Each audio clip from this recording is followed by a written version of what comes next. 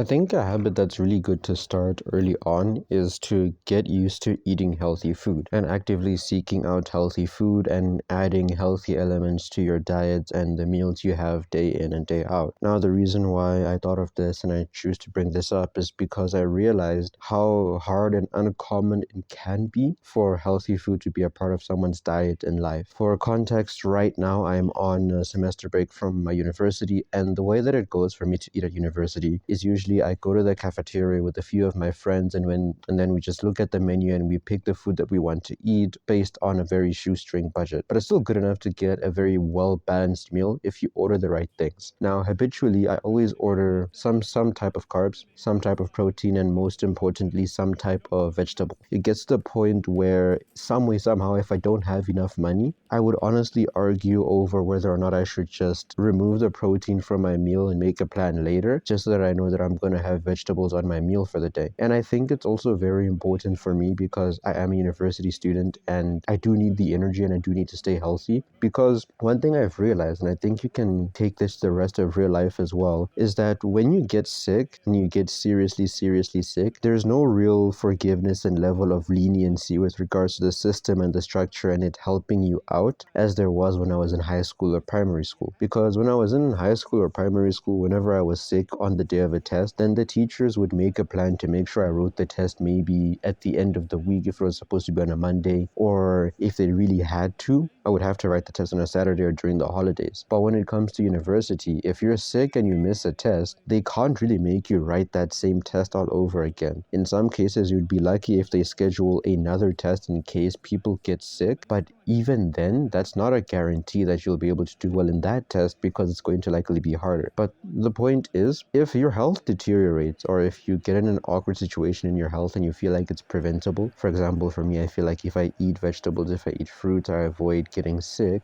And if you just don't do that and you get in a circumstance where your body just is not in the right state to do something, then real life will give you consequences. You won't be able to carry out certain things and you may miss out on some very important opportunities or important tasks. Now, that's how it is in university. I have a very strong motivation. I have a very good reason to have vegetables in my meals, or at least limit the amount of unhealthy food I eat on a day-to-day or week-to-week basis. The reason why I wanted to bring this topic up is because I just thought about the fact that now that I'm back at home and I don't have that cafeteria setting where vegetables are guaranteed, it's really tough for me to intentionally have vegetables in my meals. Now, don't get me wrong. If I was living absolutely alone and if the situation allowed for it, I would make sure one way or another that there are always going to be vegetables on my plate. But the tough part is that I don't have a car and the supermarket is pretty far and I don't feel like walking 30 minutes every day just for lettuce. But whenever there is lettuce, you best believe I am making sure I'm eating as much of that as possible. If there's carrots, I'm going to eat as much of those as possible. One of my favorite types of rice is carrot rice because that's an easy way to sneak vegetables into something that I eat regularly. Even before I moved out and went to university, what I would do is I would always find a way to put lettuce in my sandwiches or some type of vegetable like a tomato in my sandwiches, just to make sure that I'm not missing out on those nutrients. And I still think this is a very important thing. And I still think that this is a very important thing. And it's important to think about the possibility of why it might be so difficult for a lot of us to get vegetables. And I think one big thing that I've heard that is discussed whenever I talk to friends, whenever I talk to older people as well, and people who are adults and don't really have the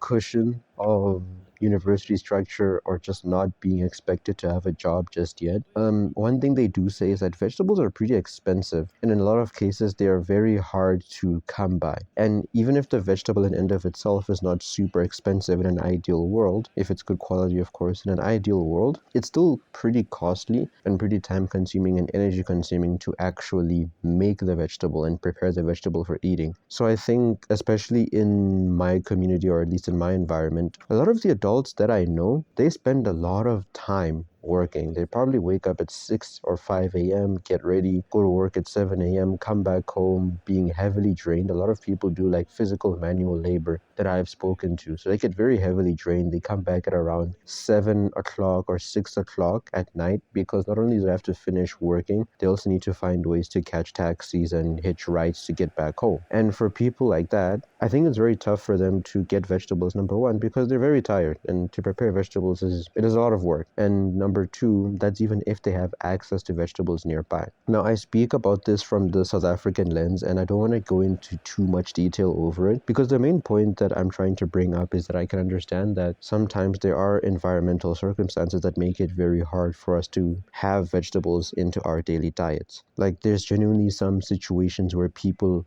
are basically tied to a pole. Their hands are tied. There's not much they can do. But if you're not one of those people, if you're somewhat like me, you have some type of control over that, if there are stores close to you, or if there are ways for you to get vegetables. Like, for example, if I don't want to order vegetables and I have the money for it, I could, for example, if I don't want to go and walk to the store to buy vegetables, but I do have the money for it, I could just go on an app and just order vegetables on a grocery app and then just have them delivered to my door. If that is an option for you as well, I would honestly consider making use of that option, because really vegetables are super important, and I think it's especially an important habit to develop at a young age. This idea that I'm going to eat vegetables regularly, because in the long run it helps out your health. It helps your body feel mobile, active, as they say, and it improves the energy that you get throughout a day. And to keep it as simple as possible, it just makes us a lot more healthy. And that's why I'm saying that's what this whole thing is about, I guess. I think this one's going to be pretty short, but the main point is just, if you can,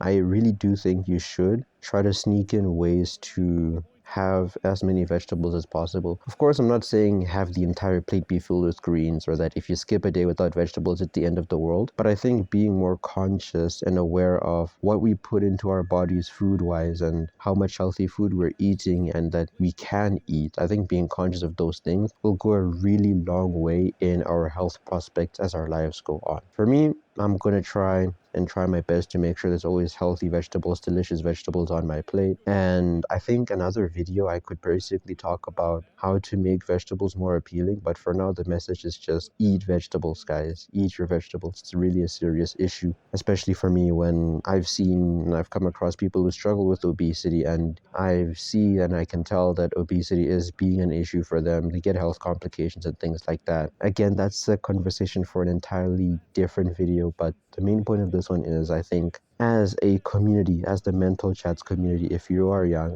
actually if you're any age, the sooner you start to build the habit of eating vegetables where you can, the better it is for everyone. That's my stance on it, and I hope you guys enjoyed this video. I hope you found some value, and until the next one, I'll see you.